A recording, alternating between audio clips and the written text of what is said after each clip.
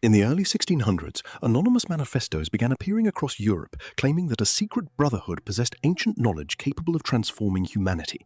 They called themselves the Rosicrucians. According to legend, the order was founded by a German mystic named Christian Rosenkreuz, who traveled through Arabia, Egypt, and Morocco, learning the secrets of alchemy, medicine, science, and spirituality. When he returned to Europe, he supposedly created a hidden society dedicated to guiding humanity into a new age of enlightenment. The only problem is that no one could prove the Brotherhood existed. And yet, these mysterious texts would inspire generations of occultists, mystics, philosophers, and secret societies. So who were the Rosicrucians, and were they ever real? The only evidence for the original Rosicrucian order comes from 3 anonymous works published in Germany between 1614 and 1616, Fama Fraternitatis, Confessio Fraternitatis, and The Chemical Wedding of Christian Rosenkreuz. Together, these texts sparked one of Europe's greatest esoteric mysteries. Let's begin with the first manifesto. Published in 1614, Fama Fraternitatis, or the Fame of the Brotherhood, introduced readers to the mysterious founder of the order, Christian Rosenkreuz. According to the text, Rosenkreuz was born in 1378 and orphaned at a young age. Raised in a monastery, he developed an intense curiosity about the world beyond Europe.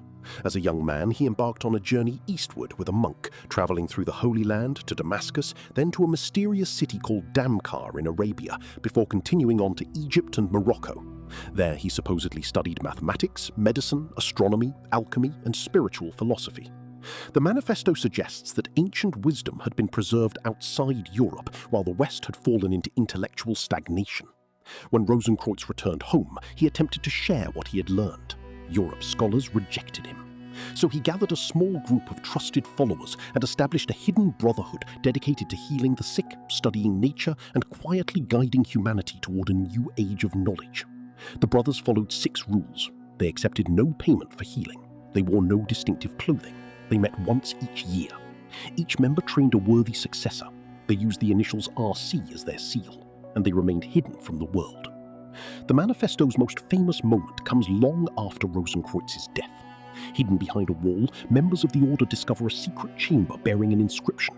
After 120 years, I shall open. They find a 7-sided vault illuminated by an artificial sun. At its center lies the perfectly preserved body of Christian Rosenkreuz, surrounded by books, scientific instruments, and cryptic symbols. The message is clear.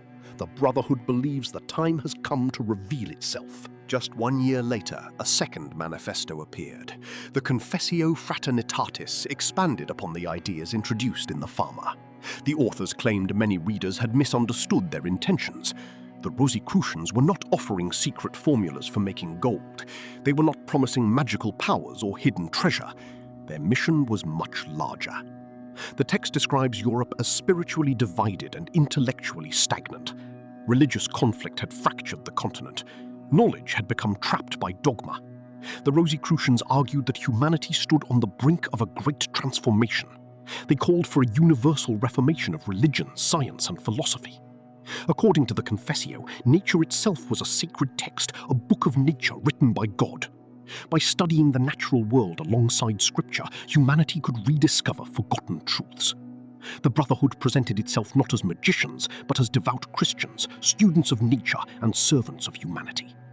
Yet the text repeatedly warns that true wisdom cannot be bought, inherited, or stolen. It can only be attained by those who are morally prepared to receive it. Then, in 1616, the third and strangest text appeared. Unlike the previous manifestos, the chemical wedding of Christian Rosenkreuz is not a declaration of principles.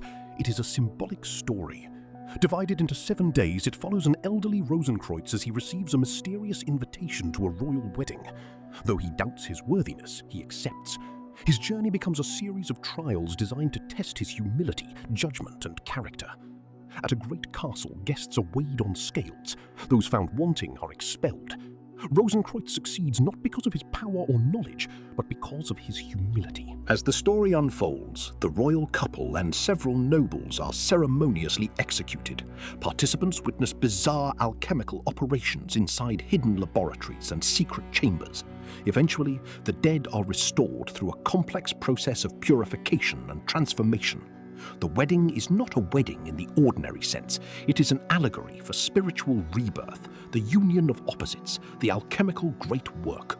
By the seventh day, Rosenkreutz is admitted into the Order of the Golden Stone and returns home transformed.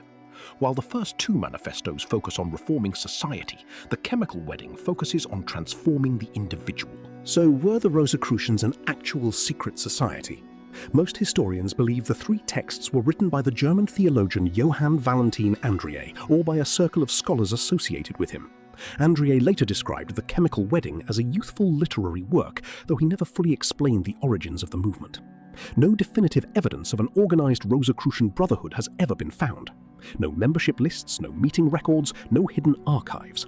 And yet, after the manifestos appeared, hundreds of books, letters, and pamphlets flooded Europe.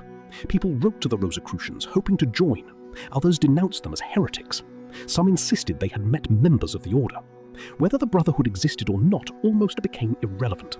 The idea had taken on a life of its own. Today, modern Rosicrucian organizations continue to study and promote many of the ideas found in the original manifestos. But whether they are heirs to a real secret tradition or descendants of an elaborate literary experiment remains a mystery. Perhaps the Rosicrucians' greatest achievement wasn't creating a secret society. Perhaps it was proving that an idea can become more powerful than reality itself.